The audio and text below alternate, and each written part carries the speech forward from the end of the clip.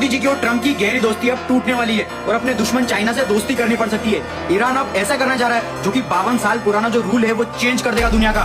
सो Iran ये कह रहा है कि ठीक है, जिसको भी एलपीजी पेट्रोल डीजल ले जाना है ले जाओ, ship container straight of Hormuz से ले जाना है मैं बैठा हूँ ले जाओ, लेकिन इसमें उन्हीं शिप्स को जाने दूंगा जिनकी पेमेंट जो है वो युआन के अंदर हुई होगी, चाइनीज करेंसी में हुई होगी। जिन कंटेनर्स की पेमेंट, ऑयल की पेमेंट अगर यूएस डॉलर में हुई है तो मैं उन कंटेनर्स को जाने नहीं दूंगा। ये बहुत बड़ी बात है। आखिर प्रॉब्लम है क्या कि दुनिया में जो तेल है वो डॉलर में ही बिकता है। तो ये किसने डिसाइड किया? तो अमेरिका ने बहुत स्मार्टली 1971 तक वो उतना ही डॉलर प्रिंट करता था जितनी बैकिंग में गोल्ड था। अब उस वक्त वो वियतनाम से वॉर लड़ रहा था, लड़ाई लड़ने का बहुत शौक है इसको, तो उसने कहा यार इतनी लड़ाई लड़नी है फ्यूचर में, मेरे को तो डॉलर और चाहिए होगा। तो उसने क्या किया, 1971 में गोल्ड स्टैंडर्ड सिस्टम हटा दिया। अब उसके एडवाइजर ने पूछा कि ठीक है ये तो कर दिया, लेकिन गोल्ड को लोग क्यों रखेंगे रिजर्व में? तो गया 1974 में किंग फैजल, सऊदी अरेबिया का राजा था, उसको कन्विंस किया सर जी आप अपना जितना भी तेल है वो ना डॉलर में बेचो। ठीक है, तो उसने बोला मैं ऐसा क्यों करूंगा? बोला सर मैं आपको टेक्नोलॉजी दूंगा और मैं आपको सबसे बड़ी आर्मी की सपोर्ट दूंगा, आपके ऊपर कोई भी उंगली नहीं उठा पाएगा।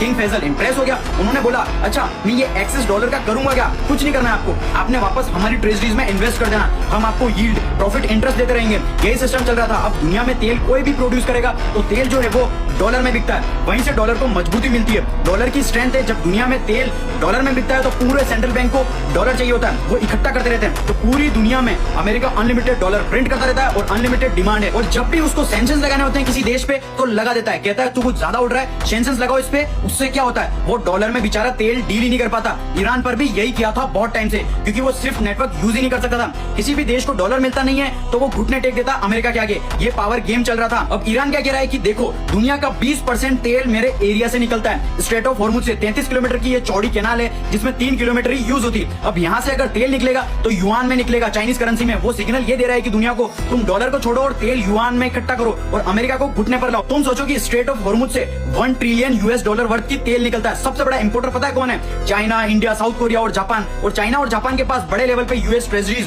मतलब सोचो जापान के पास 1 ट्रिलियन यूएस डॉलर वर्थ की यूएस की ट्रेजरीज है उसके रिजर्व में, और चाइना के पास 700 बिलियन यूएस डॉलर की ट्रेजरीज है। अब बेसिकली ईरान ये कह रहा है कि छोड़ो तुम यूएस डॉलर, अब युआन के अंदर भी तुम ले सकते हो तेल। और तो इससे क्या होगा, जैसे यूएस ट्रेजरीज जो है वो डंप होगी पूरी दुनिया में, जो यूएस के बॉन्ड है उनके इंटरेस्ट रेट्स हाई होना शुरू हो जाएंगे, जिससे इंटरेस्ट रेट हाई होंगे। यूएस को अपना 8 से 9 ट्रिलियन डेट जो है वो रीफाइनेंस करना है 2026 में। और होगा क्या, जब वो रीफाइनेंस करने जाएगा तो उसका हायर रेट ऑफ इंटरेस्ट पे रीफाइनेंस करेगा, और उसका जो इंटरेस्ट का पे आउट है 1 ट्रिलियन यूएस डॉलर का हो जाएगा हर साल।